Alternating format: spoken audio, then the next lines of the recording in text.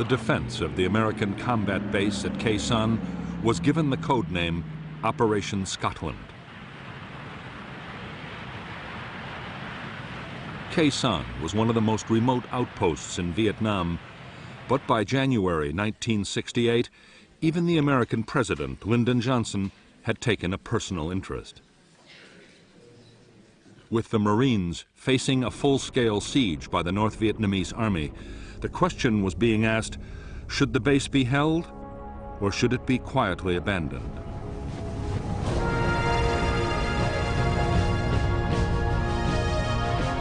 Many in Washington worried that defending Khe Sanh could invite a costly and humiliating defeat. General Westmoreland, the U.S. commander in Vietnam, dismissed all such fears. Already, Khe Sanh was tying up nearly 20,000 North Vietnamese troops, and there might be a chance of winning a major American victory.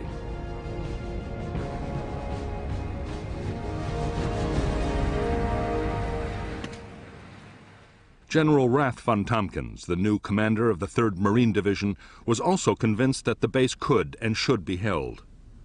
To boost the defenses, he had sent a 3rd Battalion of the 26th Marines as reinforcements. They were directed to Hill 558, from where they could provide fire support. There were now 5,000 American troops at Khe Sanh.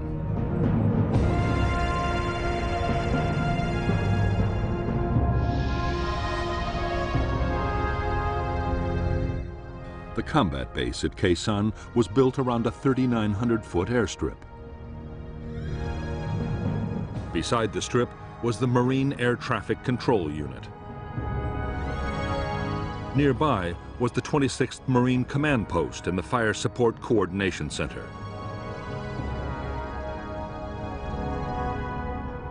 At the eastern end of the base was the main ammunition dump, with a secondary dump to the west.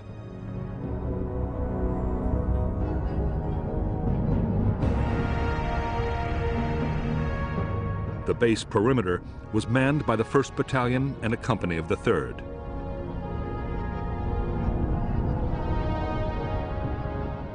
There was also a forward operating base run by Special Forces. The infantry were backed by tank and anti-tank units and an artillery battalion of the 13th Marines.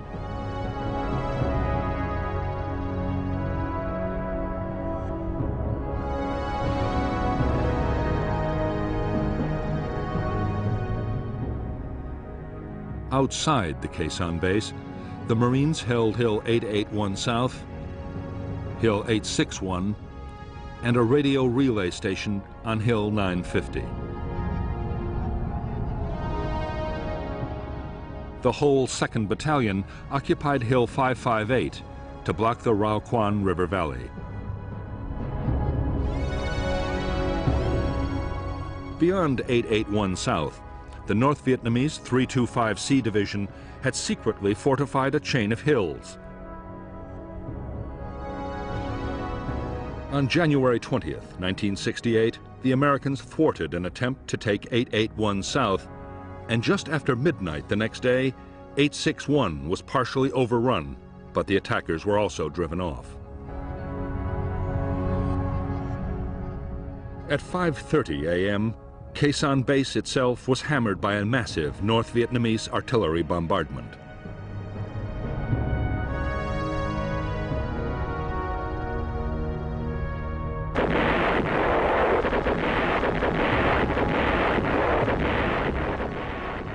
The shattering barrage of shells, mortars, and rockets, which slammed into the Marine combat base at 05:30 on January 21st, signaled the start of the battle for Khe Sanh.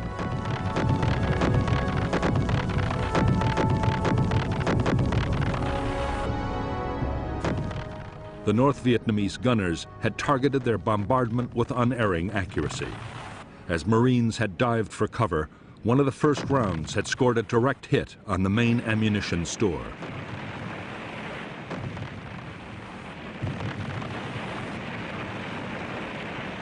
The No. 1 dump stored 1,500 tons of artillery and mortar rounds 90% of the base's entire stock, or 10,000 rounds. All of it was lost. 18 men were killed instantly and 40 were wounded as the ammunition exploded and shells and mortar rounds flew in every direction. The explosions would go on for another 48 hours.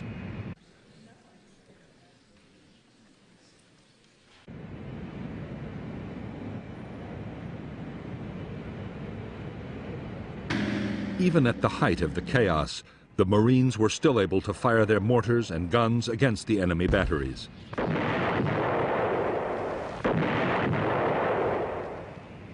They also called in air support, and very quickly, fighter bombers were blasting the suspected locations of the North Vietnamese artillery, which in return scored 300 direct heavy artillery hits on the firebase.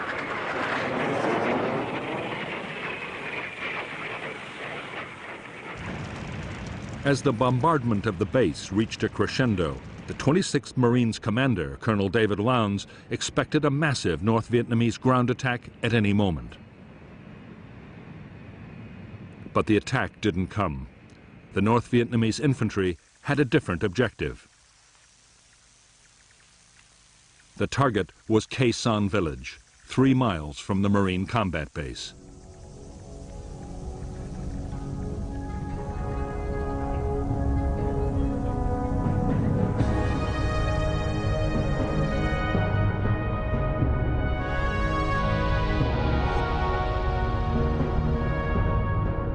At dawn on January 21st, NVA troops attacked Khe Sanh village, where 200 Marines and South Vietnamese troops were stationed.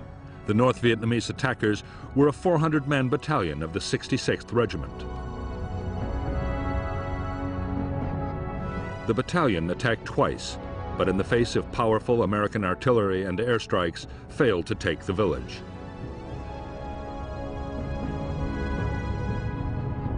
An attempt at reinforcement by a South Vietnamese unit went disastrously wrong, and the whole force was destroyed.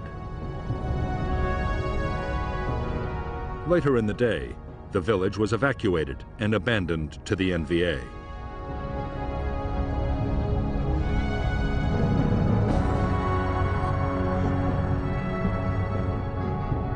Later that evening, Khe Sanh base itself was probed by a North Vietnamese assault unit.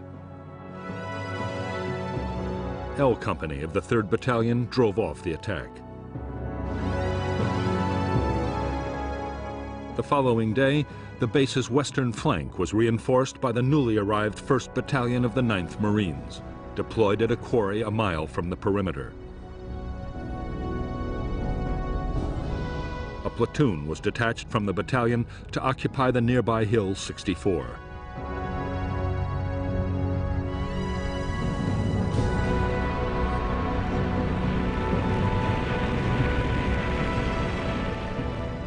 For the Marines inside the Khe Sanh base, the days were now filled with feverish activity. There were sudden heavy bombardments from NVA guns and rockets.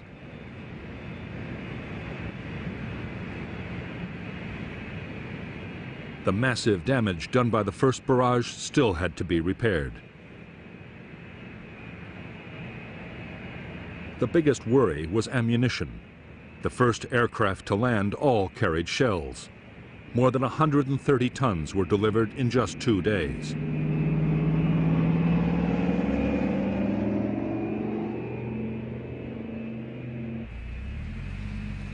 Reinforcements arrived too.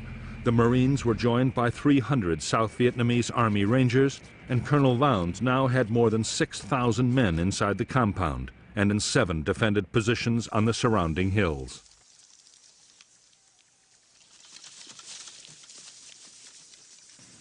While the Marines at Khe Sanh braced themselves for the attack that was surely coming, General Westmoreland warned Washington that the battle could be the turning point of the whole war.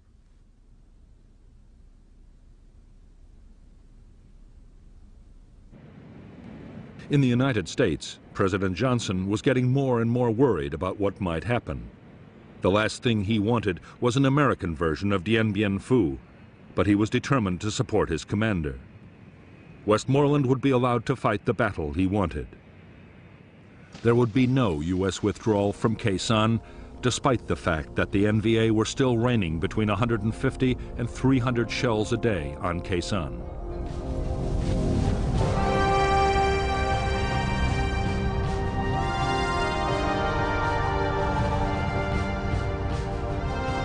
It was the awesome potential of American air power that convinced U.S. military leaders that Khe Sanh could be defended.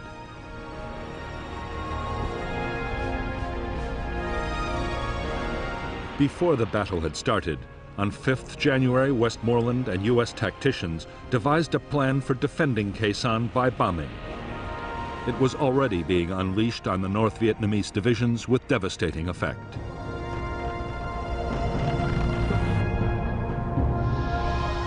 The Americans called it Operation Niagara.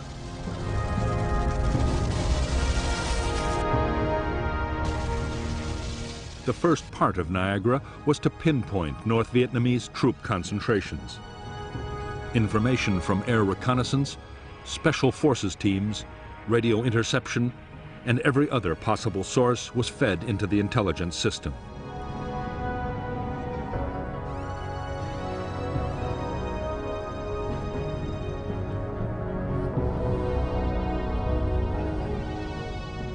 Niagara also deployed the most advanced and secret surveillance technology in the world.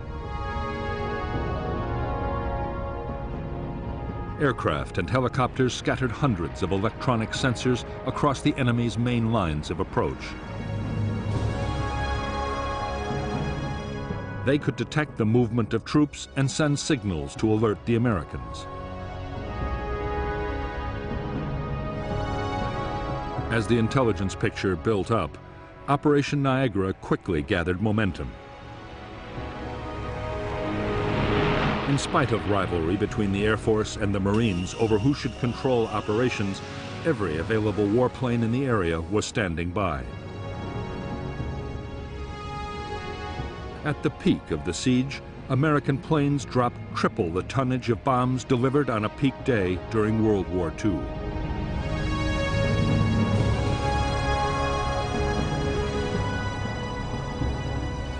Added to this, fighter bombers would deliver 54,500 tons of napalm alone.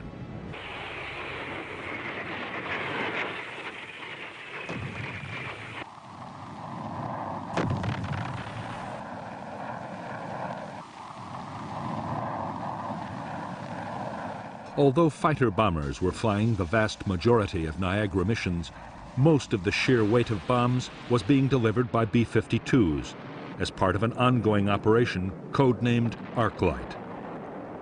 The strikes were flown around the clock. A cell of 3 B-52s arrived over the Khe Sanh area every 90 minutes.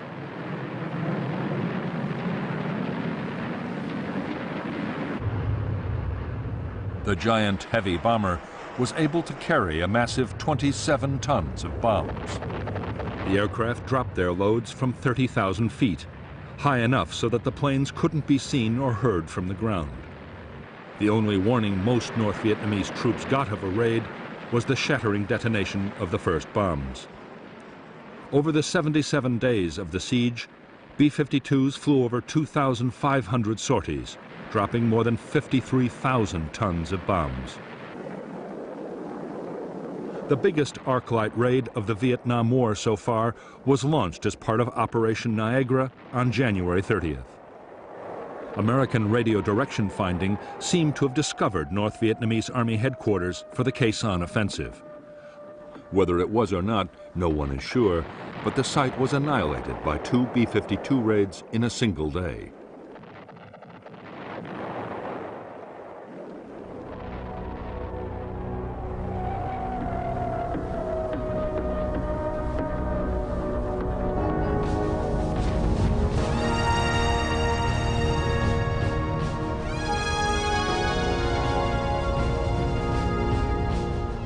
Early in the morning of January 30th and 31st, 1968, the general offensive the Viet Cong had been planning for more than 6 months broke with shattering force all over South Vietnam.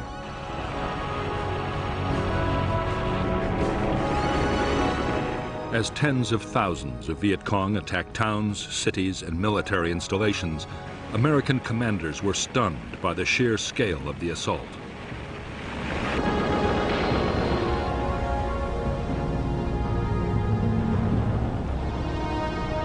While most of South Vietnam erupted in violence, Khe Sanh was uncannily quiet. A North Vietnamese army defector had confirmed that there was to be a major attack, but nothing had happened yet.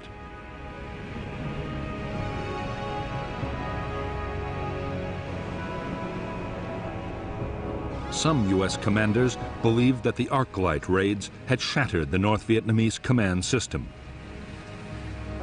There was no way of telling.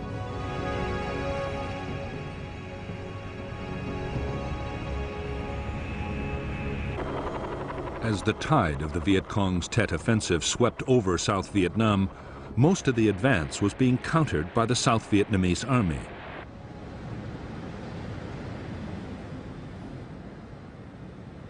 The Americans had been heavily committed in only a few places, mainly around Saigon and in Hue.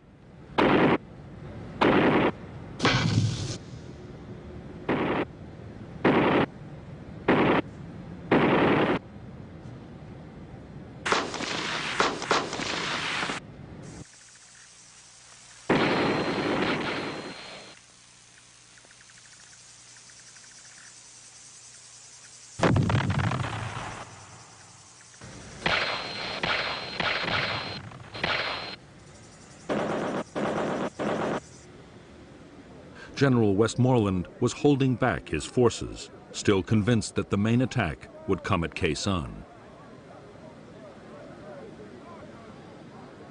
By this time, the weather in the Khe Sanh area had deteriorated badly.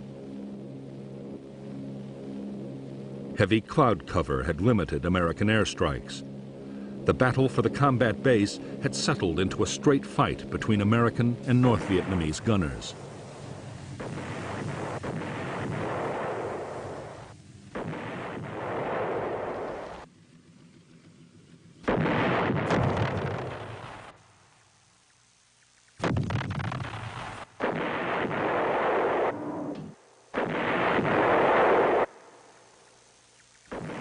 The busiest time for the American guns was after dark, when the NVA were most active.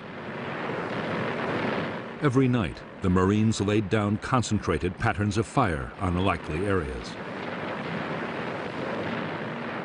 Sometimes, in bombardments known as mini arc lights, an intense artillery barrage was combined with radar-guided airstrikes to saturate a target completely.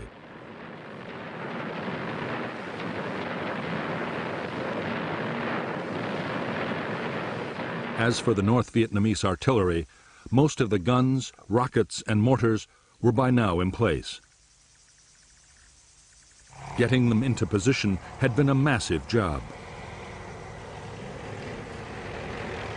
Northern troops had also sighted hundreds of ammunition dumps around Khe Sanh and across the border in Laos.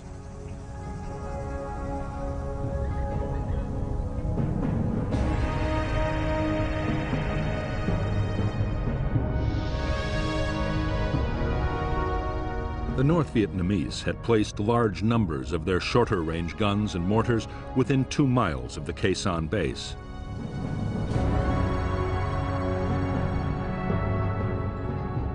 Most of the big rockets were fired from Hill 881 North. The heavy guns were much further away, on Hill 305, and in caves on the slopes of the Ko Rock Mountain across the border in Laos.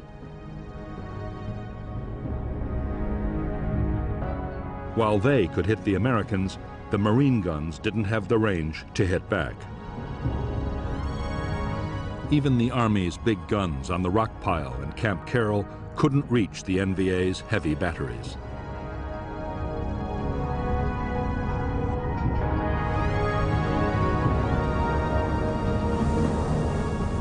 By now, more than 2 weeks into the battle, over 150 North Vietnamese artillery rounds were hitting the Khe Sanh base and its outposts every day, rising to a peak on February 23rd of 1,300. For the Marines, building the best possible protection was a matter of life and death. Orders were that every man had to have access to a bunker able to stop an 82mm mortar round. Command posts were to withstand a 120mm hit. As for the heavy shells of the NVA's biggest guns, nothing could stop those.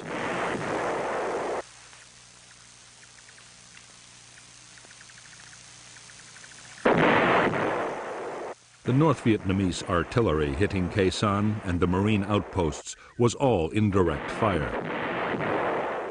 Spotters on the hills corrected the gunners' aim by radio, but the gunners themselves could never see the targets. What NVA commanders wanted most of all was to place guns on the hills overlooking the base. From there, they could pour devastating fire straight down onto the Americans.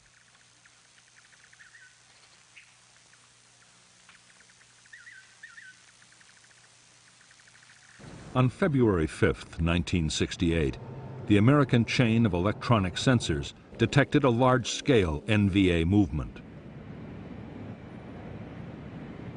The activity seemed to point to an imminent attack on Hill 881 South. The U.S. reaction was a massive Niagara raid. Whole North Vietnamese units were caught in the open as the entire area around the hill was devastated in a massive storm of bombs.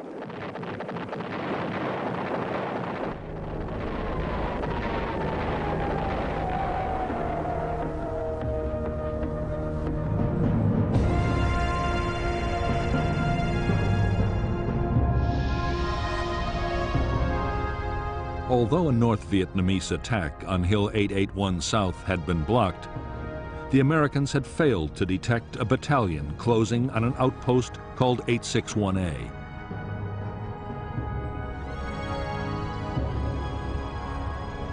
There, a single Marine company drove off two determined assaults as artillery fire destroyed the follow-on waves of NVA troops.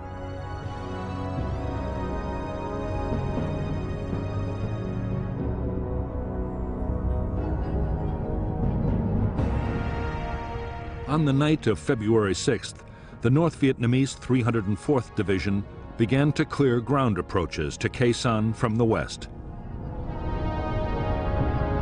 The first objective was the American Special Forces camp at Long Vây, manned by a handful of U.S. troops and a battalion of South Vietnamese local militia.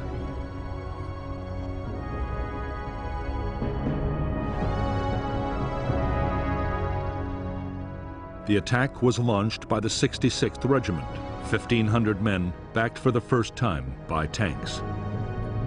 In less than 3 hours, the Long Vây camp was overrun, and only 74 of the 400 U.S. and South Vietnamese defenders survived.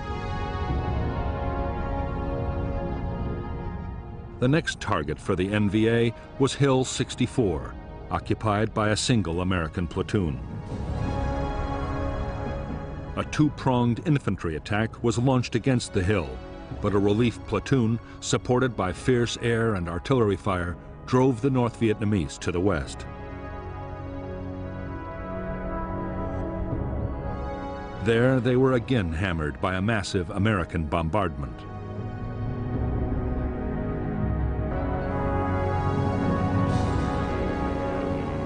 Even though the NVA had again failed to take any more American hill outposts and had lost hundreds of men in the attempt, they had at least captured Long Vây. A thorn in their side had been eliminated, and they had cleared Route 9 for their own use.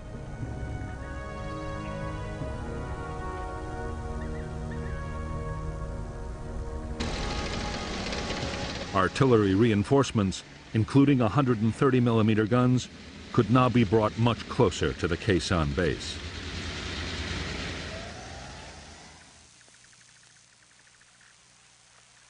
The Americans were sure the NVA had finished building up their forces at Khe Sanh and were ready for the main attack. But to their surprise, the expected assault still didn't come.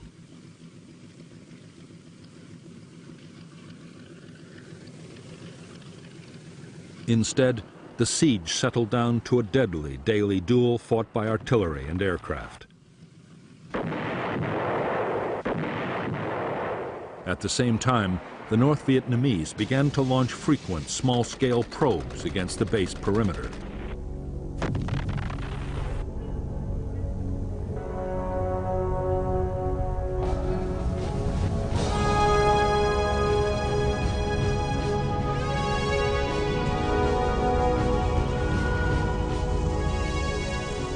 In Washington, anxiety about the fate of the Marines at Khe Sanh was mounting.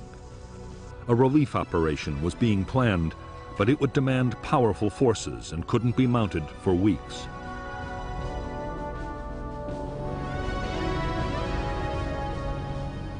The weather was still too poor.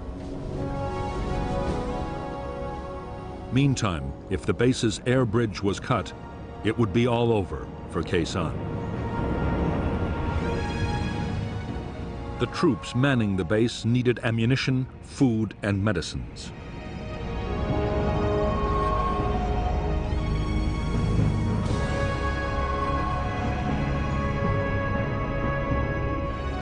Casualties had to be evacuated. Men finishing their tours of duty had to be flown out and replacements brought in. The main base alone needed 160 tons of supplies a day just to keep on fighting.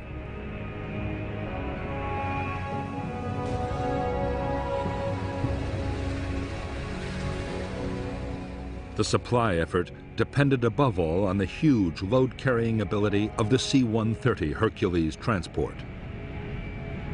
The aircraft was able to carry up to 20 tons of cargo, but for that very reason, it needed most of the strip to land and took time to turn around.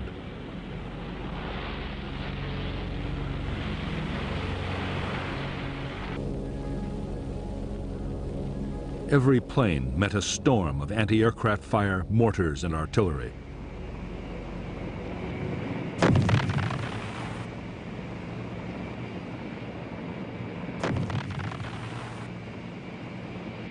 On February 11, 1968, the North Vietnamese anti-aircraft gunners scored their first major success against a Marine KC-130 Hercules landing at Khe Sanh. The plane was carrying a cargo of helicopter fuel and burst into flames. 6 of her crew were burned to death. The loss of the C-130 marked the end of attempts to land very large aircraft at Khe Sanh. Smaller, more nimble planes like the C-123 Provider, as well as Marine helicopters, would still come in. But without the big loads of the Hercules, the base would never survive. Other methods would have to be tried. The most successful new method was called LAPES, the Low Altitude Parachute Extraction System. The Hercules flew only 5 feet above the runway while a parachute snatched the cargo pallets out of the hold.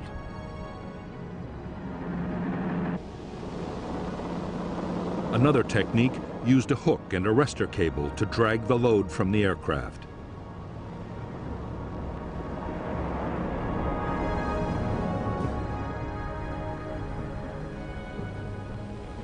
In February 1968, appalling weather with ground fog and low cloud stopped all low-altitude deliveries. The only option was to parachute supplies into a drop zone just outside the perimeter.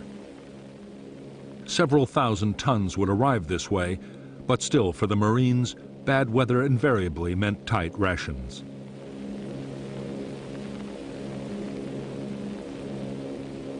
Although the battle to supply the main base was being won, the hill outposts were a much bigger problem.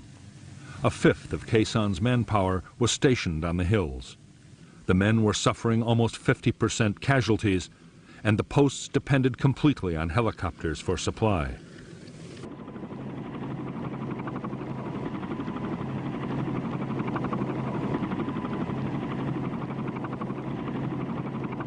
For the crews of helicopters supplying the hill outposts, every mission was a gamble with death. North Vietnamese gunners were quick to target the approaches and the landing zones.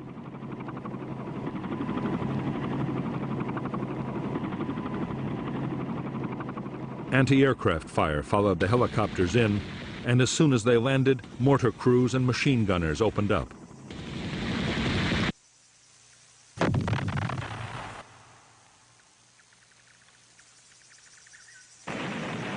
As the slopes of the hills became a graveyard for American helicopters, the Marines realized that the survival of the hill outposts was under serious threat.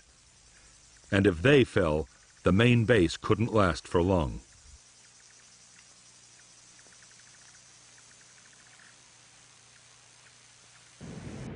Air commanders worked frantically to devise new tactics for getting helicopters in and out of the hilltop bases safely.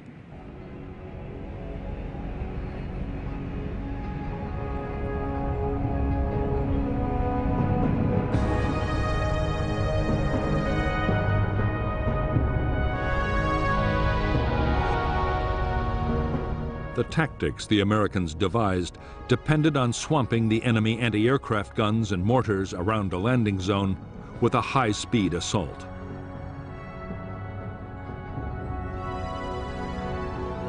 "12 Skyhawk fighter bombers, 4 Huey gunships, up to 16 supply helicopters, and an airborne command and control aircraft all acted together.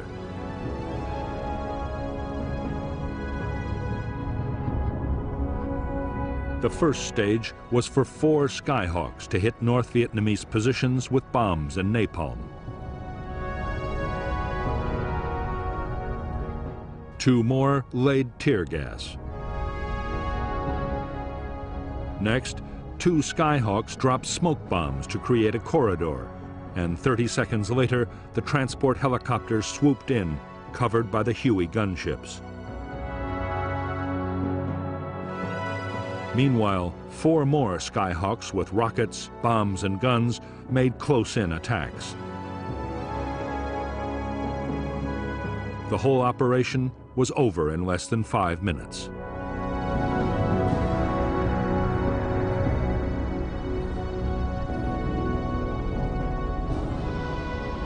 The new tactics quickly earned the title Super Gaggle because the helicopters looked like an oversized flock of geese. With the fighters and gunships in the air too, the method took incredible timing to pull off successfully.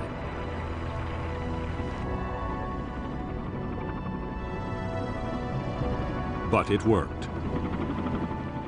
Only 2 more helicopters would be shot down supplying the hill outposts.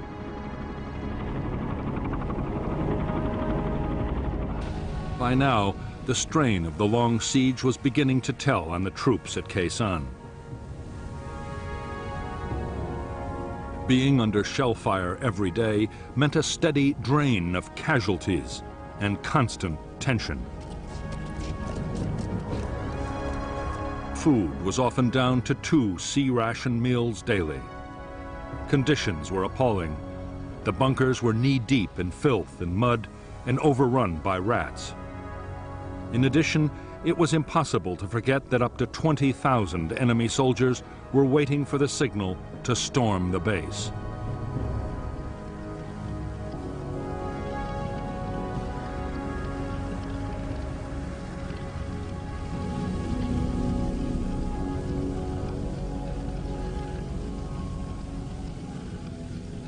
To stop the men brooding about their possible fate, officers and NCOs kept the troops as busy as possible.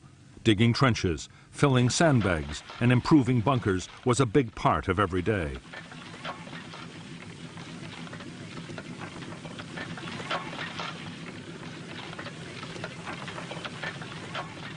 There was some patrolling too, although not more than 500 yards from friendly lines.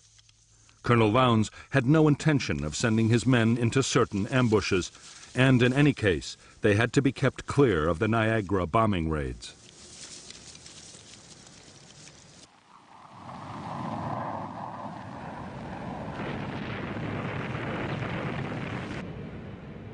On the base perimeter, the watchword was constant vigilance. The North Vietnamese were probing the defenses with infantry and sapper teams. The Americans were facing assaults of up to 200 men at a time, as the enemy tested for weaknesses in the line. The Marines were also plagued by hidden machine gun nests, which could open up at any moment, day or night.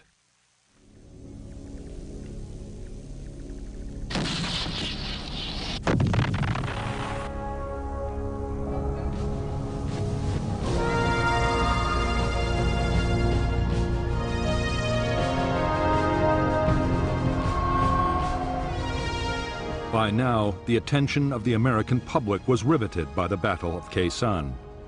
The story was being covered by dozens of journalists and was featured on network television every day. Stories about Khe Sanh accounted for 25% of all film news reports about the war on U.S. networks and up to 50% on CBS. Arguments raged over the rights and wrongs of trying to hold the base.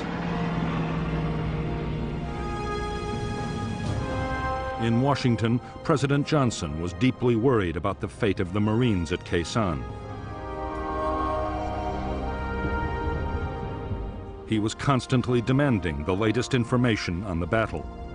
A model of the base had even been brought into the White House Situation Room. For the first time in the Vietnam War, the room was on full alert, 24 hours a day.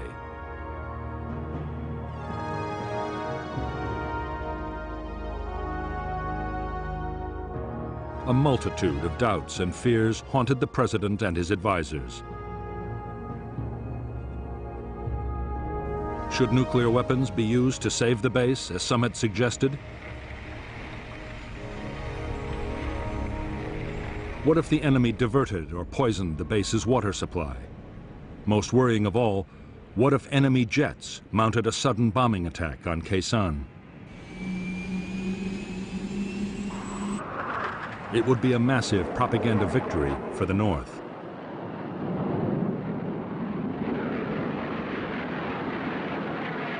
Although North Vietnamese aircraft did penetrate to within striking distance of Khe Sanh, they made no attempt to attack the Marine base. American air defenses over the DMZ were far too strong.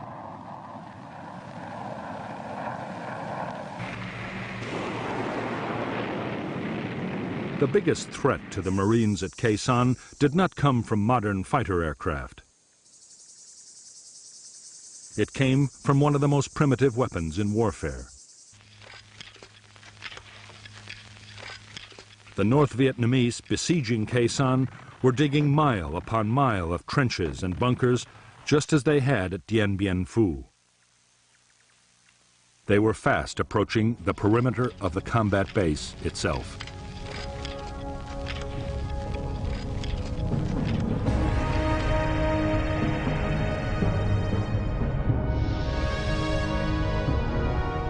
Already there was a major system of North Vietnamese fortifications on Hill 471, less than 2 miles to the south of the Khe Sanh base.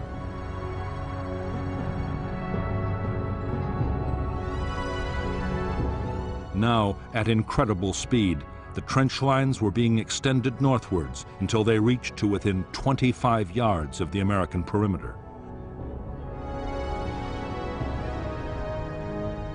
Another line of trenches and bunkers was creeping across from the southeast.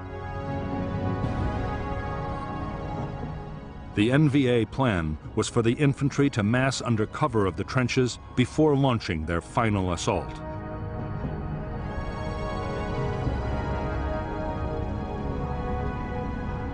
By the last week of February 1968, few Americans inside Khe Sanh doubted that the big North Vietnamese ground assault would have to come soon.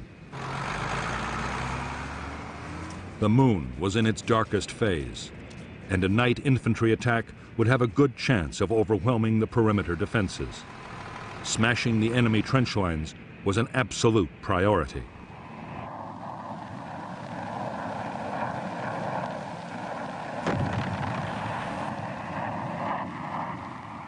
The Americans tried every conceivable method to destroy the trenches. napalm and bombs were rained down in huge quantities. The Marines fired countless artillery barrages.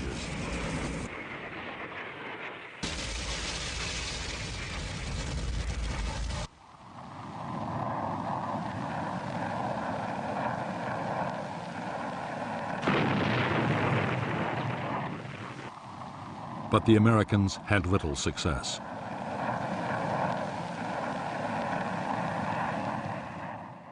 The discouraging fact, learned from other wars, was that it could take 1,000 hits to destroy 100 yards of trenches.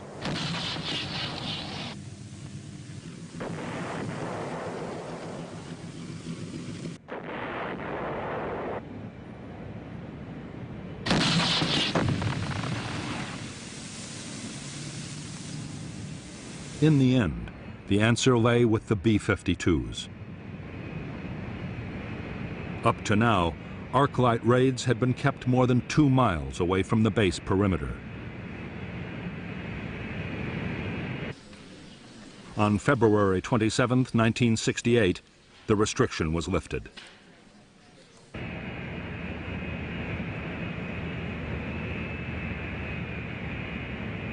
For the first time, the B-52s, under close radar guidance, dropped their bombs to within 1,200 yards of the Khe Sanh base.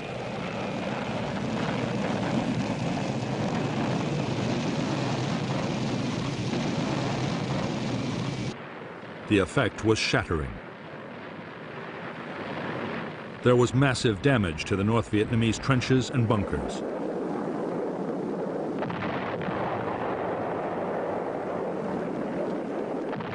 It was a turning point in the battle for Khe Sanh. From now on, close-in bombing by B-52s would play a major part in the defense.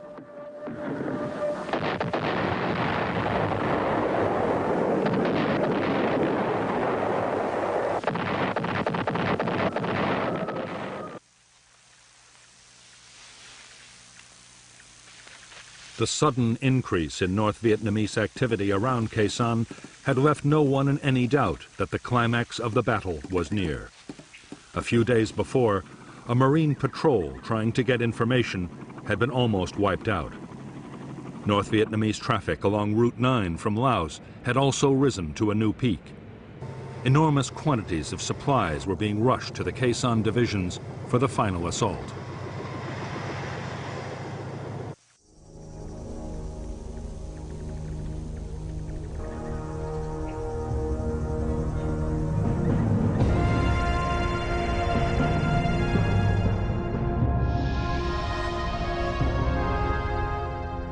The 66th Regiment of the North Vietnamese 304th Division was assembling near a plantation to the south of the Khe Sanh base.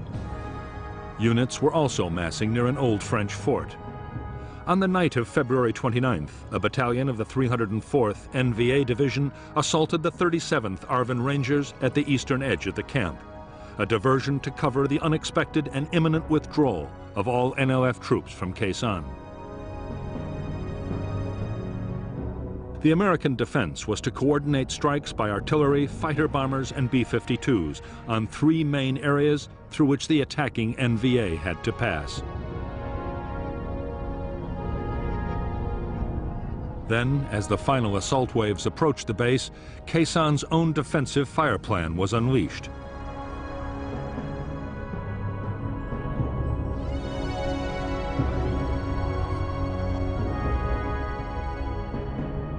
The base perimeter at the point of attack was manned by the 37th South Vietnamese Ranger Battalion.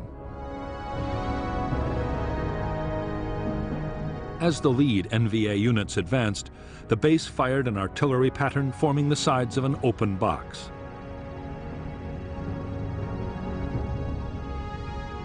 A creeping barrage was then walked up and down inside.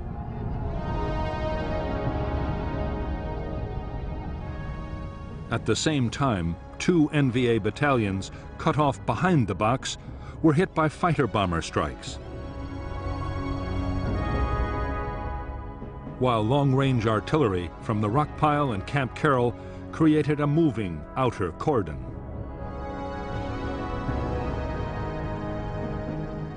The North Vietnamese troops, who survived to emerge from the open end of the box, then faced the direct fire of the South Vietnamese Rangers. Over the next week, despite continued aerial bombardment and the barrage of artillery fire, the trenches came even closer. Then, for no apparent reason, they stopped. On March 6th, with the Marines still waiting for the final assault, many of Jap's troops stumbled away through what was left of the jungle, an area of land that had received 100,000 tons of bombs, the heaviest aerial bombardment on a single piece of land in the history of warfare.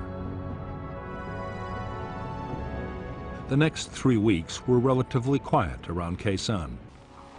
American air activity increased steadily as the weather improved, and more NVA units began to withdraw into Laos. But the battle for Khe Sanh was not yet over. On March 22, 1968, there was a sudden explosion of violence.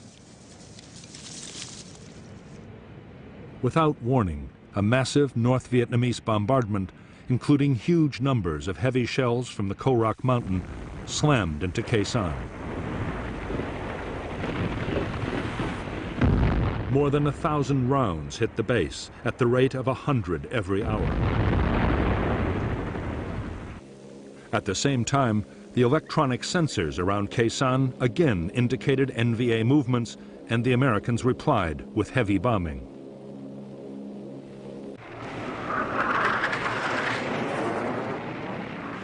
As the weather steadily improved, U.S. air attacks around the Khe Sanh base grew fiercer by the day. Further afield, over the North Vietnamese rear areas, fighter bombers roamed with orders to pounce on any movement.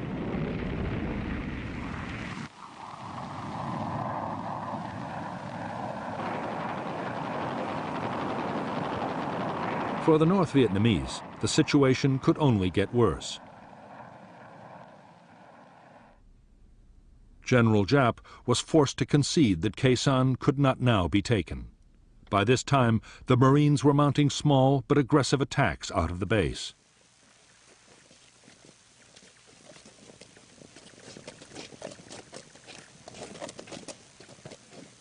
General Giap now ordered the remainder of his units to pull back from Khe Sanh.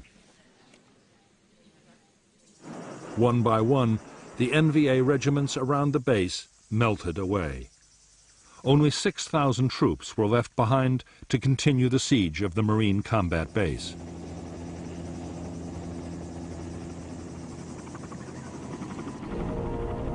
Although fighting would go on, the worst of Khe Sanh's ordeal was over.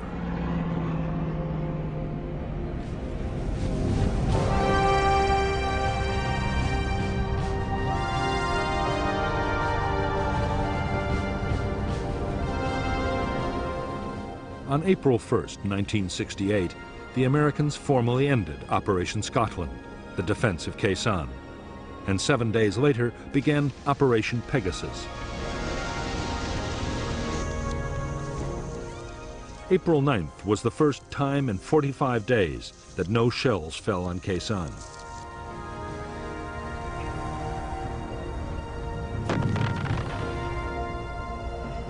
The aim of Pegasus was to reopen Route 9, the road linking Khe Sanh to the other American bases along the demilitarized zone. As well as the Marines, Pegasus deployed the 1st Air Cavalry Division, the most mobile American unit in Vietnam.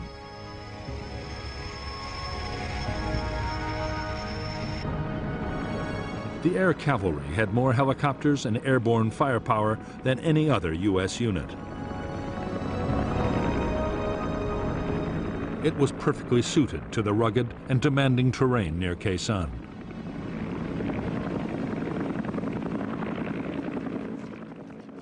For Pegasus, the division's commander, Major General John Tolson, was also given the 1st Marine Regiment, a South Vietnamese airborne task force, and the 26th Marines in Khe Sanh.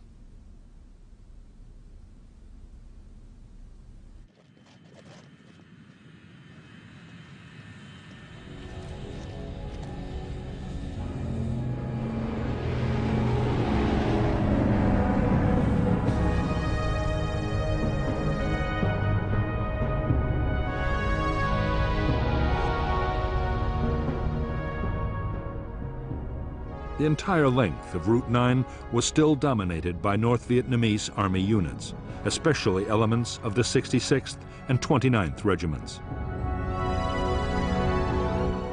For Operation Pegasus, the Americans built a main base for the air cavalry at Landing Zone Stud.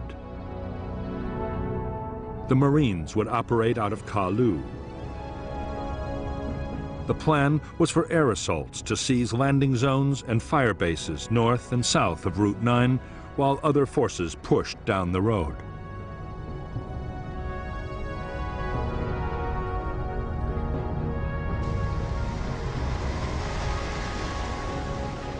Although the weather was poor for fighter bombers, the weight of American firepower supporting Pegasus was still enormous.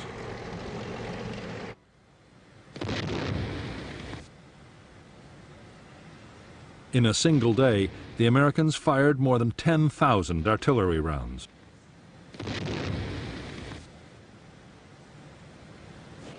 Before the operation was over, B-52s launched 45 arc-light strikes. The American offensive was unstoppable. By April 5, 1968, the air cavalry had forged past Khe Sanh and established landing zones west and south of the combat base.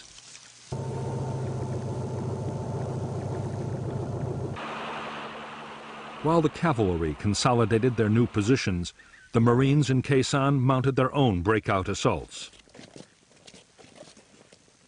There was strong resistance from battalions of the North Vietnamese 66th Regiment, which mounted fierce counterattacks, but the Marines succeeded in taking Hill 471.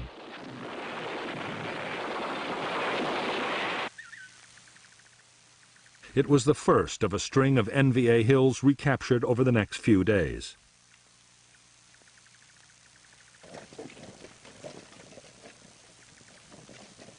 On April 8, 1968, the air cavalry and the 26th Marines at the combat base linked up, formally ending the siege of Khe Sanh.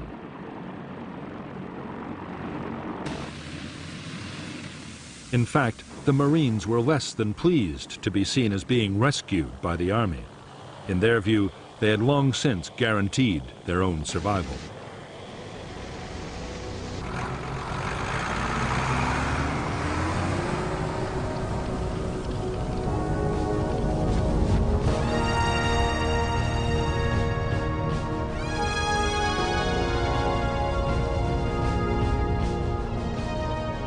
The 77-day siege of Khe Sanh had turned into the biggest single battle of the Vietnam War.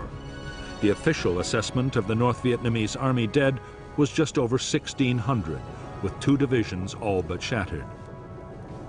But thousands more were probably killed by bombs and left no trace of ever having existed.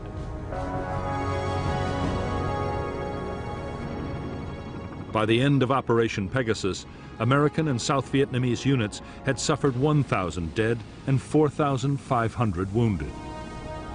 But official figures state that under 250 had been killed at the Khe Sanh combat base and its outposts. In the aftermath of the battle, General Westmoreland had high hopes that the next phase would be the thrust into Laos he had long advocated.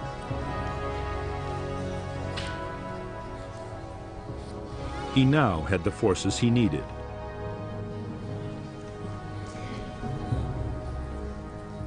But Westmoreland's hopes for a great campaign to follow up his victory at Khe Sanh were soon dashed. In the United States, by the spring of 1968, American public opinion had turned sharply against the war in Vietnam.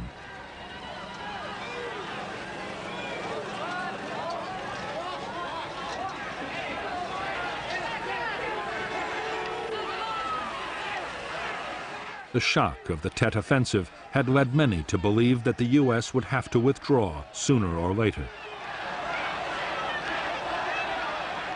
Under severe pressure, President Johnson had promised to search for a negotiated peace. He ruled out any big troop increases and any widening of the conflict.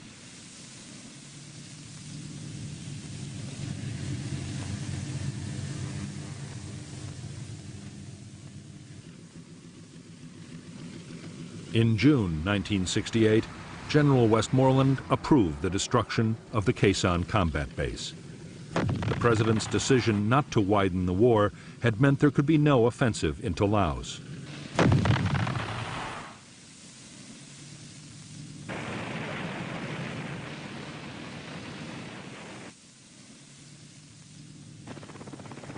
Nor was the base needed for defense, as there were now strong and highly mobile American forces in the area.